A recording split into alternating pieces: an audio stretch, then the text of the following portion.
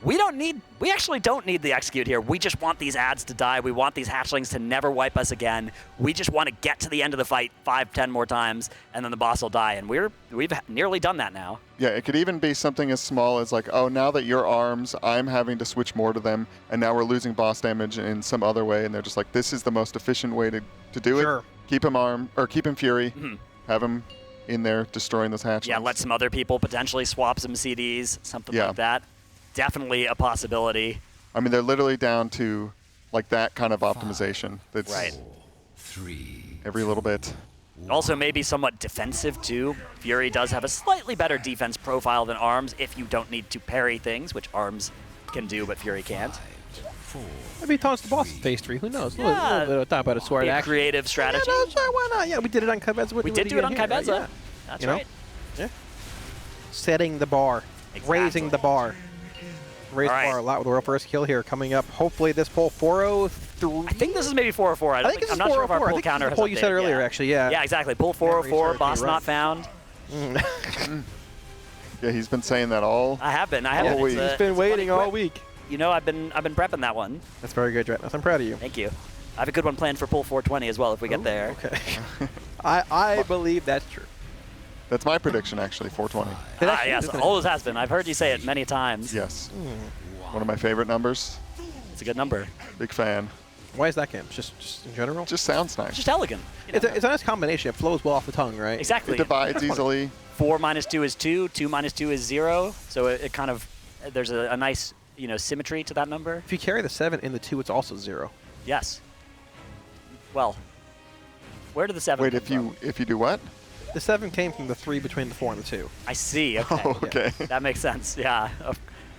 Yes. That is the kind of logic that a lot of people whose favorite number is 420 would appreciate, I think. 4 plus 2 is 6. 6 upside down to 9. It's a 69. I see. Yeah. Delirium now setting in. Anything can happen. Heck math. Yeah.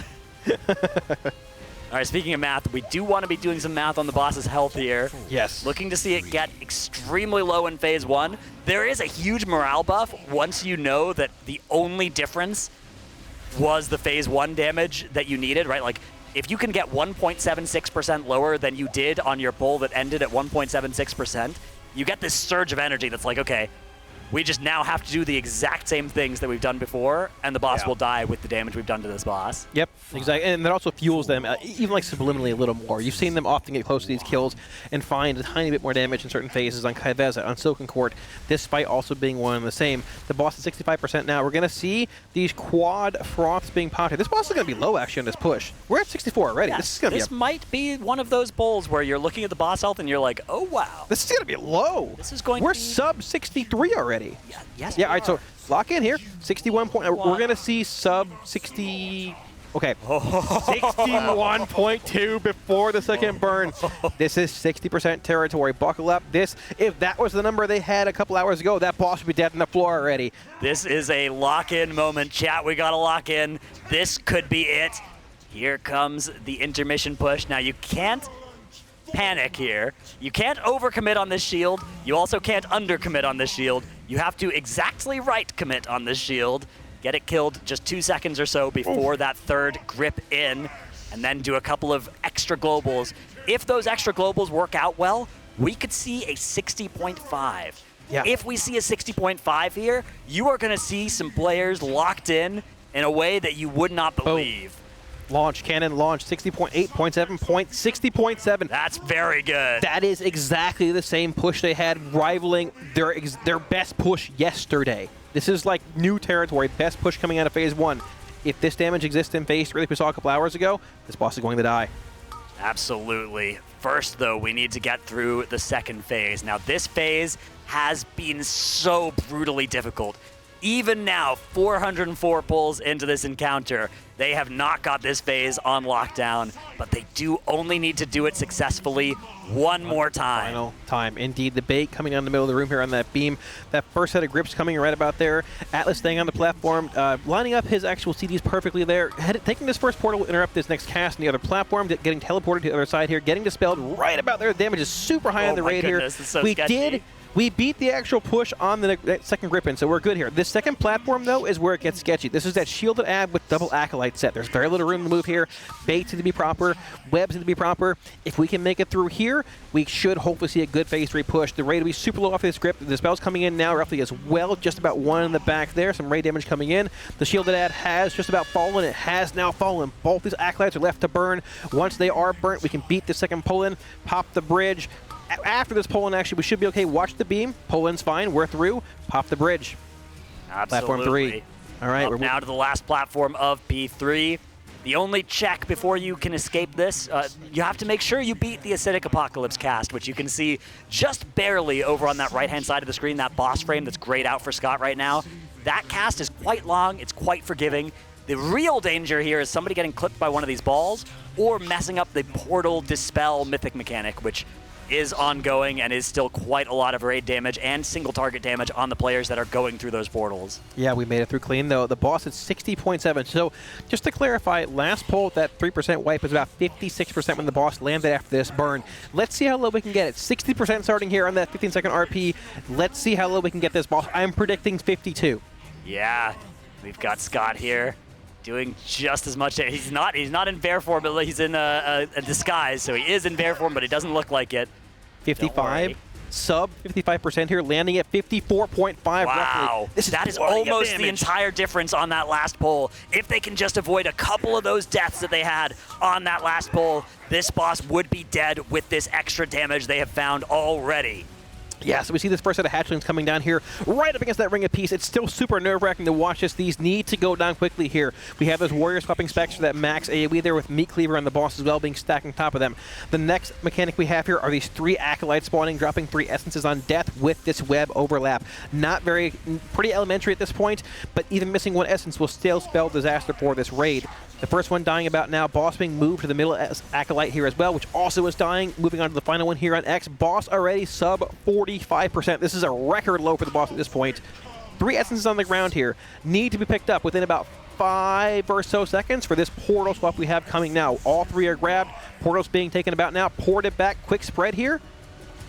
We're through. Step 1 is complete, Drados. Yep, Operation Kill the Boss is so far so good. 2 B-Reses remain available to Liquid as well if we do have a small disaster. Of course, we can't afford any kind of big disaster. All 3 of those essences successfully drop behind the boss. Nobody accidentally picks one up. That's another important part of the plan here as we get to our next set of tank mechanic overlap. Here come those hatchlings that need to be kept from getting into the boss, but also kept near the boss so that they can get cleaved down efficiently. The Ring of Peace expires into the Capacitor Totem from Impact to keep them stunned. Out of that, a few more stuns. They're able to get them all taken care of. Now we have 3 Royal Condemnation Shackles and 4 Acolytes that all need to be cleaved down. This boss will be slowly moved between all of those targets to just keep that single target as optimized as possible. Yep, circle ad dying here. Moving on to Skull, and we have 1 final ad in the far left here. These 4 Acolytes also dropping essences here, so we're going to have a total of 7 essences to carry through this next Nova, which means we have 1 final Acolyte set afterwards. But step 1, make it through this. Grab all 7 essences. You see how you have 7 seconds here for Nick to grab them before the portal comes out. We're going to be grabbing right about now. Portal should already be spawned. Getting in position here for the essence, I guess, that port through. Moving along, going on a bit of a trip here, way alongside the room. Sketchy as Nick grabs his own essence here, and then he will be rescuing Scott on that Guardian Druid. Sang super low. Applying the Renewing Blaze to both of them. Okay, very nice value. We lose Sang here. We have 2 reses, though. We can get Sang up. That means 1 less Spymaster stack, but we can still do this. The boss was very low. Sang's low again. Able to be topped off here. We have Lust being thrown in about 15 seconds here after this 3rd set of tank ads spawns, which should be in about a few seconds here. Once these die, Lust will be committed. The boss is already sub 25%. This is incredibly low on this boss. Yes, so much damage is coming out, but first they have to make sure that these hatchlings don't get into the boss without committing too many resources into them. The boss then moving to the middle of the room, and here comes that Bloodlust. 5 Acolytes now needing to get cleaved down, but they can't afford to switch too much damage onto them. Everybody has to avoid standing on top of one of those essences as well. So that much would be a damage disaster. Here. We're able to make it through all 20 or so life here. Max boss damage coming in. These 5 Acolytes need to be burned here. The last task we have on hand is killing all 5 of these, grabbing the boss is so low already, it's almost 10% at this point. Grab the essences, take the portal, do it properly, and this boss is likely toast. Can we see it here? Yeah, 2 B-Reses now available for them, but we can't afford to lose anybody still from this point because we just need all of that damage to kill this boss. The portal is down. 12 essences need to get picked up and taken through that portal, or else it will still be a wipe. 7% on the boss now, as we're going to see all the players heading over. Way in the back, THD saving the raid. Incredible play. He goes and grabs the essence in the middle of nowhere and gets through this portal to prevent a wipe. Quick spread 4% here. on the boss. Spread, sub 5% on this boss here. We have about 10 seconds to the boss and rages. Came into the sub 4%. Everything you have saying is down. Get a res out here. Sub 3% on this boss. And there we go, 3% on the boss. The ring cast hasn't even started yet. They have so much damage. Sub 2%. No way they come back from here. Can we do this? 1%. There it is. Wait. World first.